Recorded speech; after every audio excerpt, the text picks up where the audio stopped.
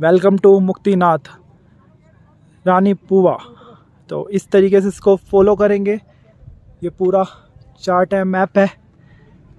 तो फाइनली हम आ चुके हैं मुक्तिनाथ और हमारे सारे लोग यहाँ पर गाड़ी से उतर चुके हैं।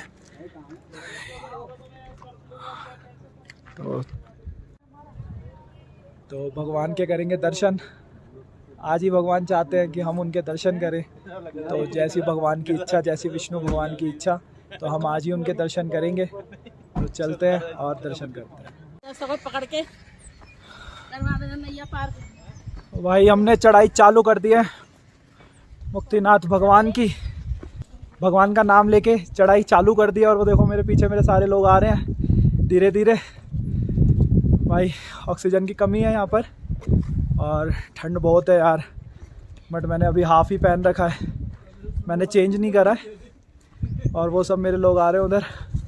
और मेरा चीता बैग टांग के आ रहा है भाई। हाँ भाई बहुत ज़्यादा है। और क्या अपनी निकल मैं झेल लूँगा, गर्मी भी आएगी भी। चलो चलते हैं धीरे धीरे। भाई चल रहे हैं पैदल पैदल। और छोटे छोटे विलेज यार बड़े सुंदर लगते हैं यार। ये होटल्स भी हैं यहाँ पर। आप अगर कभी मुक्तिधाम दर्शन करने आ रहे हैं तो आप यहाँ पर भी होटल्स ले सकते हैं, यहाँ भी स्टे कर सकते हैं। और हमारे पैकेज वाले ने तो हमें जॉमसॉम में स्टे दिया है। तो ये होटल्स है भाई। मैं यहाँ तक पहुँच चुका हूँ और वहाँ आ रहे हैं मेरे पीछे मेरे लोग जो मेरे साथ आए हैं। वो सब मेरे लोग आ रहे हैं जो मेरे साथ आए हैं। देखो धीरे धीरे चलते आ रहे हैं। मैं पहुँच चुका हूँ ऊपर थोड़ा सा। भाई यहाँ पर ये छोटे तरीके घोड़े कह लो या पिट्ठू कह लो, ये भी चलते हैं। आपको ऊपर तक ले जाएंगे। 300 रुपीज़ IC लेंगे आपसे। तो ये बैठाकर आपको ऊपर तक ले जाएंगे। भाई ये है मुक्तिनाथ भगवान का द्वार। पीछे से वॉकिंग था 1 किलोमीटर से कम ही होगा यार आई थिंक। 60 स्टेयर्स हैं जो कि ऊपर तक दर्शन करने के लिए, भगवान के दर्शन करने के लिए जा रही हैं। तो इन्हें चढ़ेंगे और ऊपर तक भगवान के दर्शन करने जाएंगे। भाई लोगों ने यहाँ पर हम चल रहे थे तो यहाँ पर लोगों ने घर बना रखे हैं यार। ये देखो छोटे छोटे घर बना रखे हैं यहाँ पे ईंटों से। देखो पूरे में। और स्टेयर्स चल रहे हैं। वो जा रहा मेरा चीता ऊपर। भाई फुल ऑन स्पीड है यार इसकी, फुल ऑन स्पीड। इसके पैरों में तो पहिए है यार, ये नहीं रुकता ना भाई। खाने में रुकता है ना भाई चलने में रुकता है। और भाई साहब बोलने में तो बिल्कुल ही नहीं थकता। ये देखो चलता जा रहा है, चलता जा रहा है। और मैं चढ़ता जा रहा हूँ भाई धीरे धीरे धीरे। भाई सांस ऊपर नीचे।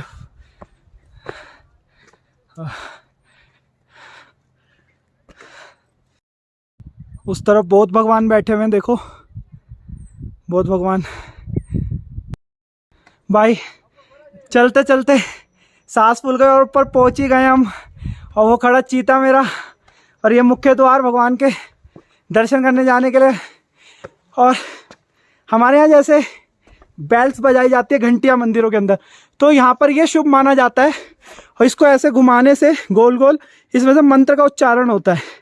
तो यहाँ नेपाल में ये शुभ माना जाता है, तो इसलिए इसको करते हैं। और ये बैठा चीता। भाई मेरी सांस फूल गई है बहुत जोर की।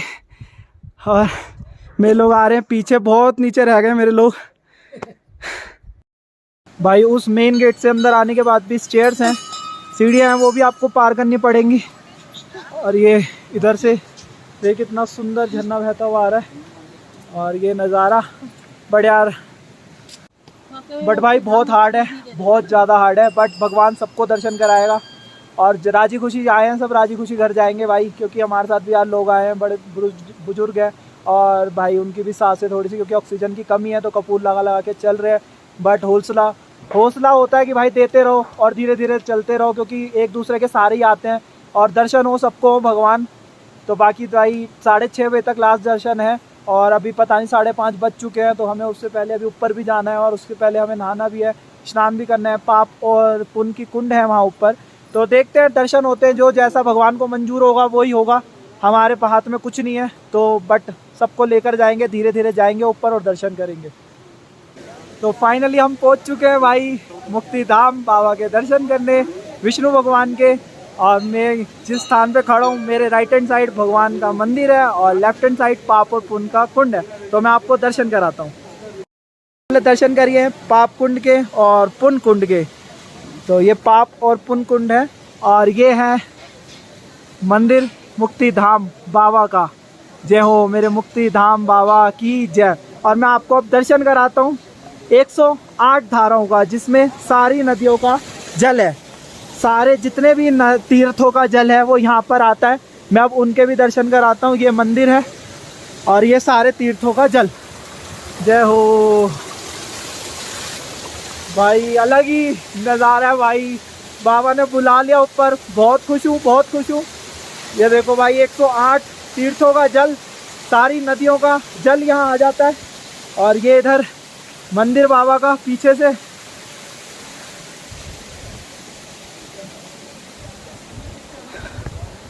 चलते हैं नीचे। तो बोलो मुक्तिनाथ भगवान की जय। तो भाई दर्शन हो गए हैं, बहुत अच्छे दर्शन हुए हैं बाबा के। हम ही थे, ज़्यादा भीड़ नहीं थी, तो बहुत अच्छे बहुत बढ़िया दर्शन हुए हैं। और ये है इधर पाप का कुंड, इसमें 1 डुबकी लगाते हैं। और उधर जो है पुण्य का कुंड है, उसमें 3 डुबकी लगाते हैं। और उसके बाद स्नान करके 108 धाराएं पीछे उसमें स्नान करते हैं। उसके बाद बाबा के दर्शन करने को मिलते हैं। जय हो। और मैं आपको 108 धाराएं भी दिखाता हूँ, पीछे 108 धाराएं।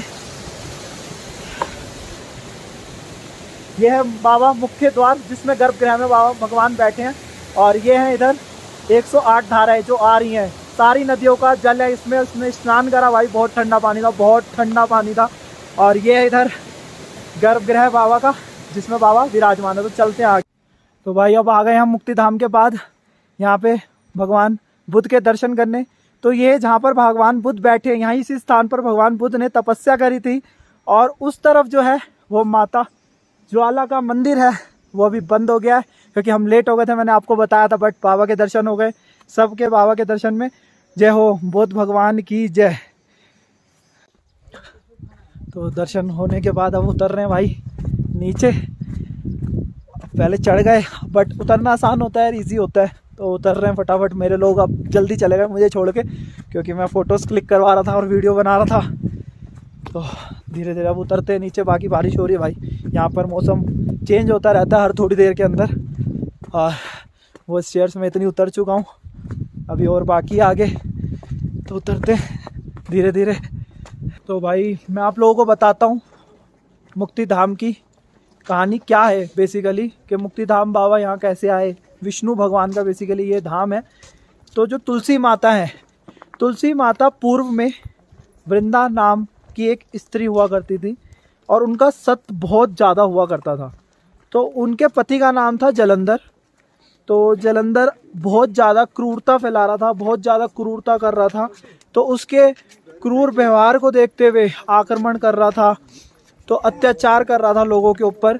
तो सारे देवी देवता भगवान ब्रह्मा विष्णु महेश के पास गए और उन्होंने कहा कि भगवान ऐसे तो जलंधर पूरी सृष्टि का नाश कर देगा, विनाश कर देगा, तो इसको कैसे रोका जाए।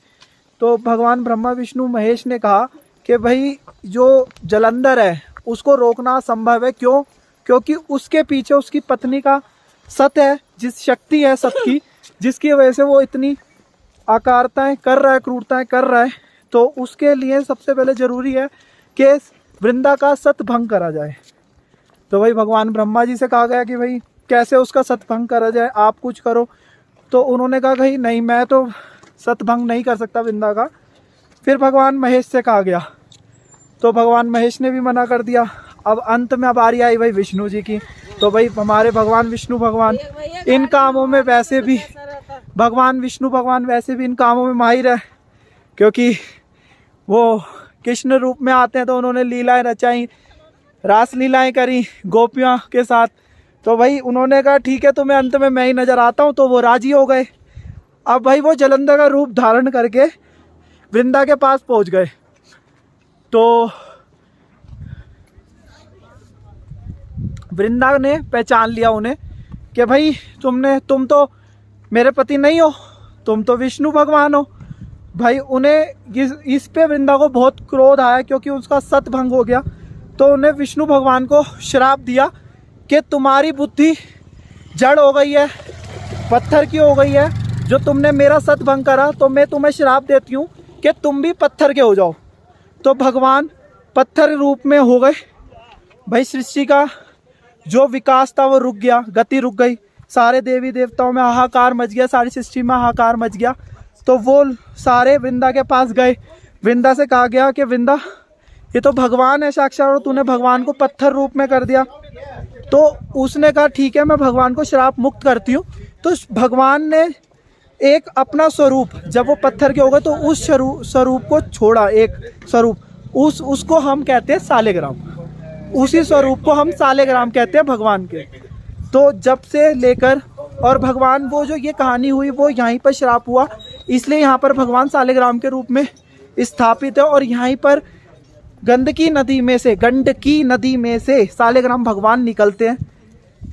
इसलिए अब जब हमारे हिंदू मैथोलॉजी के अनुसार जब एकादशी आती है, बड़ी देव उठान एकादशी, उस दिन तुलसी माता और सालेग्राम भगवान का विवाह उत्सव किया जाता है।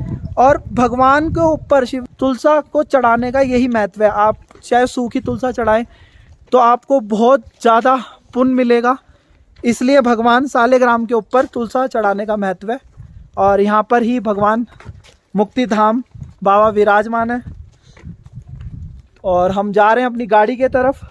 तो भाई मैं आप लोगों को बताता हूँ कि इस जगह का नाम मुक्तिधाम क्यों पड़ा। क्योंकि यहीं पर, इसी जगह पर, इसी स्थान पर जो भगवान विष्णु थे वो अपने जो वृंदा द्वारा दिए गए श्राप से मुक्त हुए थे। वृंदा ने उन्हें पत्थर रूप में जड़ होने का श्राप दिया था, तो जिस वजह से वो यहाँ पर अपने श्राप से मुक्त हुए, इसलिए इस जगह का नाम मुक्तिधाम पड़ा और भगवान का नाम मुक्तिनाथ पड़ा। जय मुक्तिनाथ, जय हो मुक्तिनाथ भगवान की जय। तो हम जा रहे हैं अपनी गाड़ी में। आपको मैंने आज दिखाया, हम पोखरा से चले, बेनी गए, तातो पानी गए, बहुत सारे छोटे छोटे विलेज बीच में पड़े, सारे विलेज हम कवर करते हुए जोमसोम आए। जोमसोम हमारा स्टे का था आज, बट हमने स्टे नहीं लिया जोमसोम में, हम डायरेक्ट आ गए मुक्तिधाम, मुक्तिनाथ बाबा के दर्शन करने। कल जो कि हमारी जर्नी रहेगी जोमसोम से लेके पोखरा की, तो मैं आपको कल पूरे विलेजेस दिखाने का पूरा कोशिश करूँगा, सारे विलेजेस दिखाऊं। तो सारे एक्सप्लोर करेंगे विलेजेस को, जितना हो सकेगा उतना एक्सप्लोर करेंगे। बाकी भाई नमन है यहाँ के रास्तों को, क्योंकि बहुत हार्ड रास्ते हैं, बहुत एक्सट्रीम रोड है, बहुत एक्सट्रीम रोड है। तो भाई अभी हम दर्शन करके निकले हैं, आधा घंटा हो गया है हमें। तो हम अपनी गाड़ी में बैठ चुके हैं होटल में जाने के लिए। अभी बज रहे हैं रात के 8:05। तो रास्ता देखिए, रात का व्यू कैसा है, बिल्कुल कुछ भी नहीं है यहाँ पे, तो अंधेरा, एकदम गुप्त अंधेरा है। तो हमारा होटल वहाँ से, मंदिर से हमारा होटल 25 किलोमीटर की दूरी पे था, बट हमें जाना ही पड़ेगा क्योंकि मंदिर के पास पे कोई रुकने का कोई साधन ना कोई स्टे का कोई सिस्टम नहीं था। तो रास्ता देख लीजिए कैसा, बिल्कुल ही गुप्त अंधेरा, लाइट ऑफ कर दो तो कुछ दिखेगा ही नहीं और पता भी नहीं रास्ते को क्या है क्या नहीं है।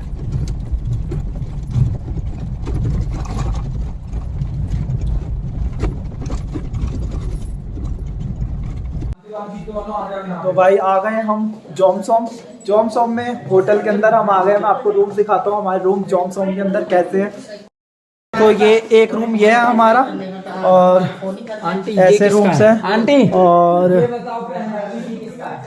सेकंड रूम ये है हमारा, और थर्ड रूम ये है हमारा,